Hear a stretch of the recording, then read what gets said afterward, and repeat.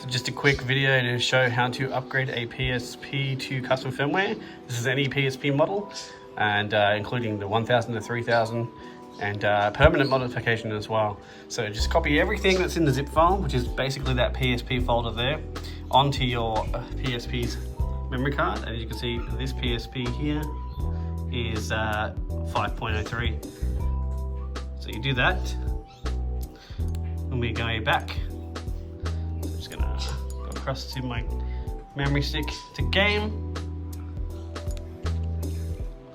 First thing you want to do is make sure your PSP is on 6.61. If it already is, you can skip this step. Otherwise, go ahead and install the update. Okay, so now that that update is completed, you just want to go ahead and press the X button to restart. It'll take a couple of seconds.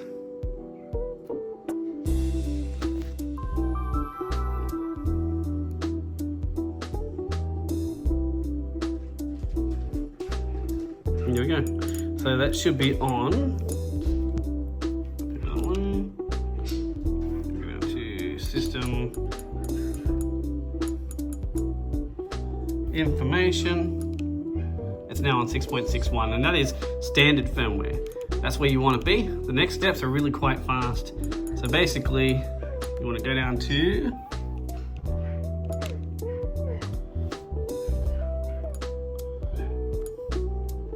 Arc Loader. The very first thing you want to do is Arc Loader. So do that, hit X, boot into Arc Loader.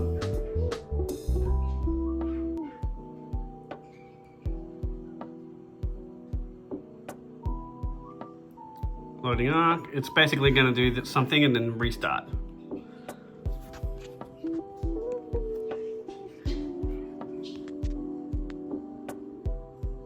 Okay, so now it's restarted. We'll go back down to System Settings.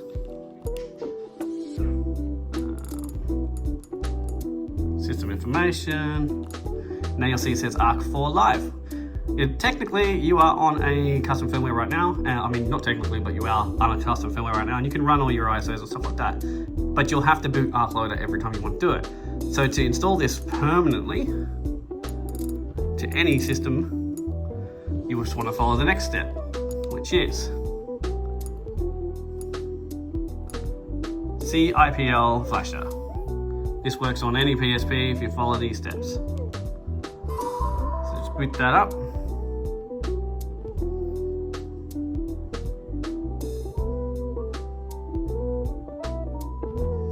Now it says new CIPL installation, custom IPL flasher for 6.61, running on 3G. So basically, if you're running on an original PSP, like the FAT 1000 model, it will say, do you want to use the old CIPL version or the new CIPL version? But on a 3000, you have no choice but to use the new one. So it automatically has chosen that for you. So all you do is press X to install it. It flashes it, and it will restart the PSP in 5 seconds.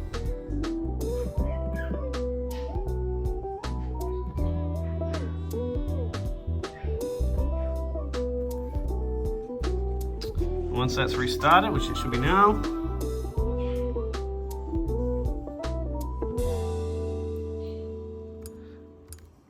and if you go to System Information, it says Arc 4 CIPL. That's permanent. However, what you want to do to fully install Arc, so you don't need a memory card in there to run the custom firmware at all, just in case you ever want to flash the firmware, you go Arc Full Installer. That's the next one to do.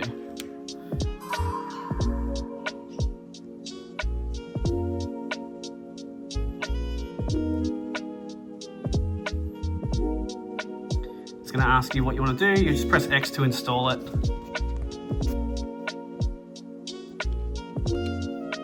It's installing a bunch of stuff. And again, it will restart. And just to prove that you don't need anything in there to run custom firmware, you can go into the VSH menu. And now we can go to shut down device, which turns it off. And I'm going to go ahead and remove the memory card, which is in here. Try to do this with one hand. I'll remove it, I'll come back.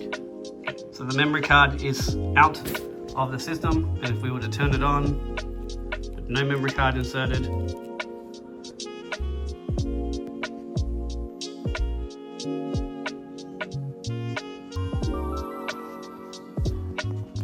this is from a cold boot, so obviously no memory card.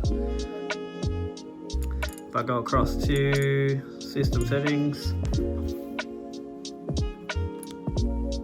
and I go down to system information, it's still on ARC for CIPL. And all the goodies from ARC will be there, so you can load into the, you go to the others menu, custom firmware settings, plugins manager, custom launcher, which is a nice secondary style launcher for your ISOs and things. It comes up and it looks nice, but there's nothing on there. There's no memory stick at the moment, so it's not going to do anything. You have no ARC files on your memory stick. So yeah, that's all you have to do custom firmware any PSP. The only step you need to know if you have a PSP Go is that the files from the memory stick get put onto the internal drive of the PSP Go, and you'll need to do 6.61 update for the Go version, which is a different update. The other update won't run, but it'll tell you. Anyway, have fun.